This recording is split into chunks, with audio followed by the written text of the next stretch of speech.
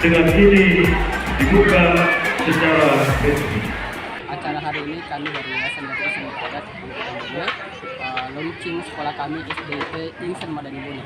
Jadi hari ini ada launching SDT sama Bone dirangkaikan dengan lomba mewarnai dan realisasi se Kabupaten Bone. Yang kurang lebih dihadiri oleh 500 peserta pendaftar lomba dan didampingi sama orang tua wali murid kurang lebih 300 orang.